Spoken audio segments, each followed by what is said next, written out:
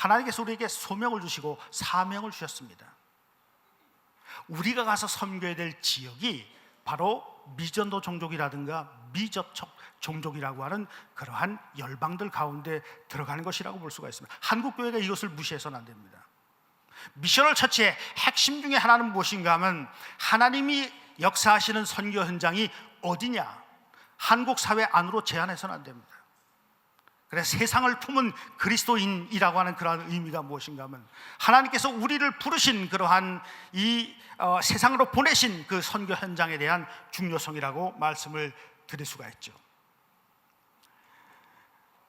한국교회 선교적 교회 운동은 제가 스크린으로만 보여드리겠습니다.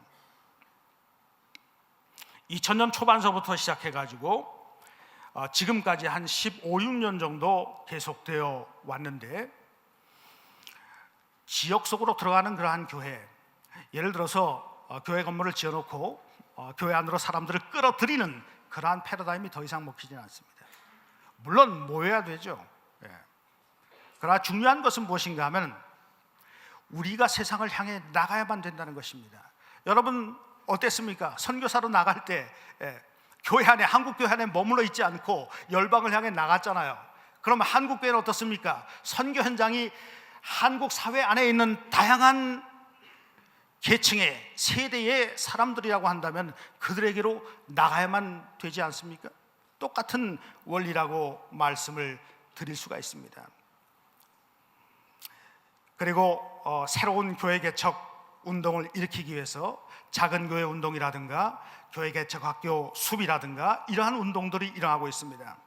7번과 8번을 한번 보시기 바랍니다. 제가 베트남 호치민의 한인 선교사회 주최하는 선교적 교회 포럼에도 한번 갔다 왔는데, 선교사님들이 바로 이 선교적 교회 운동에 관해서 관심을 많이 갖고 있고, 디아스포라 한인 교회들, 특히 북미와 유럽의 한인 교회들도 이 미셔널 처치에 관해서 굉장히 많이 관심을 갖고 있는 것을 볼 수가 있었습니다. 한국교회 선교적 교회 운동의 적용 방식, 대부분 작은 교회 운동들을 일으키고 있습니다. 여러분 선교 현장에 나가시면 다 작은 교회 하시죠? 메가처치 하시는 분이 혹시 있습니까? 선교 현장에서 한 2만 명이라든가 3만 명 하시는 분들 없죠? 여러분 선교 현장에서 작은 교회 하는 것을 가지고 만족하시죠? 행복하시죠? 그럼 한국교회에서 그렇게 작은 교회 하면 만족합니까? 지역이 다릅니까? 왜냐하면 상대적인 빈곤감을 느낍니까? 아까 우리 유 목사님 말씀하신 걸 제가 뒤에서 들었는데, 내 동기는 저렇게 큰 교회에서 하는데 나는 선교 현장에서 계속 교회 개척만 하다가 내 인생은 다 이렇게 끝나는구나, 뭐 이런 생각이 드십니까? 중요한 것은 무엇인가 하면 얼마나 우리가 하나님의 일을 하는 데 있어서 행복함을 느끼는가, 하나님께서 우리에게 주시는 기쁨과 감사함이 있는가라고 하는 것이 중요한 관건이라고 볼 수가 있습니다. 한국교회 내에서도 중형교회, 대형교회, 초대형교회도 이 문제에 대해서 관심을 갖고 있습니다. 그래서 어느 한 2만 명 모이는 교회 목사님은, 제가 말씀 안 드려도 누군지 잘 아시죠? 천당 밑에 있는 교회, 이 목사님은 한 10,000명을 띄워가지고 작은 교회들을 갖다가 하려고 했는데 이게 안 됐습니다. 왜? 신자들이 별로 좋아하질 않아요. 사실 초대형 교회들은 대부분 다 브랜드 아닙니까? 브랜드. 여러분 선교회도 여러 가지 다양한 브랜드가 있습니까?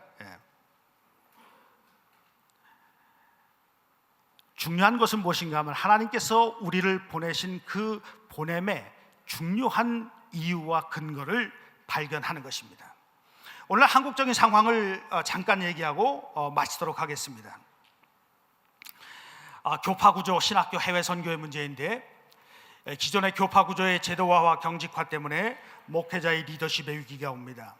그리고 성직에 대한 새로운 이해가 제기되고 있고, 목회직과 목회자의 이중직 문제가 심각하게 수면으로 부상하고 있습니다.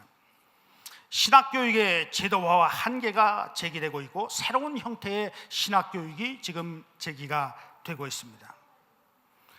신대원 입시 지원율은 아주 심각하게 지금 추락을 하고 있죠.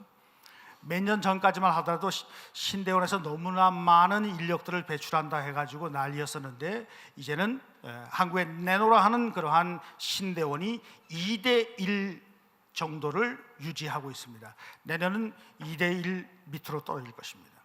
지방에 있는 신학교들은 다 마이너스 신대원이. 왜? 희망이 없다라고 하는 것입니다. 다른 게 아닙니다. 희망 없다라고 하는 것입니다. 그러면 선교사로 헌신하는 그러한 사람들의 숫자는, 제가 지난해 GMTC 30주년 발표를 했는데 조사를 해보니까 선교사 훈련원에 훈련 받으러 들어오는 장기 선교사 헌신자들의 숫자가 급격하게 감소를 하고 있습니다. 한편에서는 뭐 그렇게 되면 더 좋지, 좀 더 질적으로 자격을 구비한 그러한 분들을 선교 현장에 보내는 것이 훨씬 더 좋다라고 생각하는데, 사실 그렇게 만만한 문제가 아닙니다. 그렇게 질적으로 구비된 사람들이 한 명도 안 들어오게 되는 날에는 과연 어떻게 된다는 얘기입니까? 절대 인구의 감소와 함께 교회 성장률 하락합니다. 주일학교가 없는 교회들, 어제도 우리 진재영 목사님 말씀하시는데 주일학교가 없는 교회들 얘기하고 있는데, 사실 뭐 가나안 성도라고 하면 거꾸로 하면 안 나가죠. 한 100만 명 정도가 된다고 하는데, 가나안 신학생, 가나안 목회자, 가나안 키즈, 미전도 종족이 사실은 뭐 아프리카나 여러분 선교 현장에 미전도 종족이 있다고 얘기할 수 있는데, 한국교회 성도들의 가정에 미전도 종족들이 아주 수두룩합니다. 사회 문화적인 거리입니다. 사회 문화적인 거리가 너무나 먼 그러한 세대 간의 단절이 형성이 되고 있다는 얘기죠. 자, 그래서 선교교회의 지표와 이 방안에 대해서 제가 몇 가지로 정리를 했는데, 2014년도 목회와 신학에 발표했던 내용입니다. 교회와 선교사역 안에 내재하고 있는 크기와 숫자와 프로그램 같은 비본질적인 요소들을 파악하고 교회의 본질에 충실하라. 그 본질에 기초하여 사역의 비전과 원칙을 세우고 말씀에 집중하라. 브랜드 교회라든가 브랜드 선교를 하려고 하는 그러한 생각은 버리라라고 하는 것입니다. 교회가 보냄받은 지역, 선교 현장의 필요를 파악하고 성장을 위한 다른 모델들을 무비판적으로 모방하고 수용하는 어리석음을 반복하지 말라. 목회자와 선교사 자신이 물질과 소유에 집착하지 말고 공동체의 본을 보일 수 있는 단순하고 거룩한 삶을 통해 예수 따름이라고 하는 제자도에 근거한 리더십을 구축하라. 교회 분립이나 분가를 위해서 교회 개척 초기부터 신자들을 훈련하여 만인 제사장직을 실제적으로 교회의 삶 속에 구현하고 교회 조직과 시스템을 단순하게 구축하라. 초대교회처럼 참된 공동체를 통해 예배와 증거의 균형을 유지하라. 부름 받음과 보냄 받음, 그리고 지어져 감의 균형을 유지하라. 마지막으로 교파와 교리가 절대적인 규범으로 작동하는 제도화로부터 벗어나 하나님 나라를 향한 종말론적인 운동이 되라. 교회는 하나님의 집입니다. 집은 뭐냐? 집에서 이루어지는 것은 살림입니다. 살림의 반대는 죽임입니다. 과연 여러분들의 집안에서 살림이 제대로 이루어지고 있는가, 아니면 죽임이 이루어지고 있는가? 제가 영분별의 은사를 갖고 있지 않기 때문에 안 보입니다. 하나님의 은혜입니다. 살림의 역사가 이루어지는가? 여러분의 가정에서, 여러분의 교회에서, 한국교회 전체 안에서 하나님의 오이코노미아, 하나님의 경제가 이루어지는가? 경제는 살림이죠. 하나님의 경륜이 이루어지는가? 마지막으로 리더십에 관해서, 기독교의 리더십이 있습니까? 없습니까? 있기도 하지만 없기도 합니다. 기독교의 본질적으로 리더십이 없습니다. 왜? 우리의 리더는 딱 한 분밖에 없기 때문에, 예수 그리스도. 우리는 다 그분을 따라가는.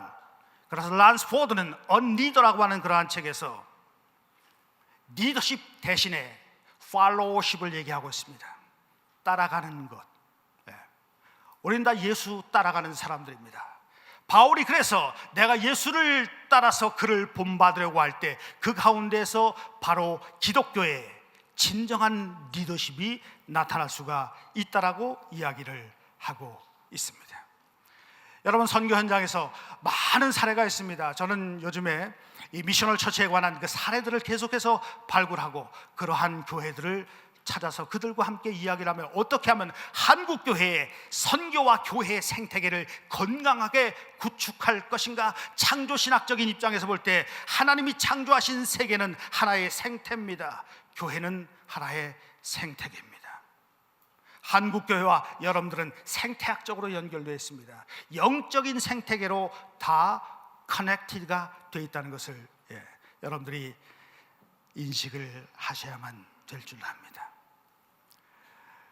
여러분, 선교 현장에서 부디 보냄받은 하나님의 거룩한 백성으로서, 예수 그리스도의 제자로서 그러한 교회들을 끊임없이 개척해냄으로 말미암아서 하나님께 영광 돌리는 하나님 나라의 중요한 증인들이 되시기를 간절히 바랍니다.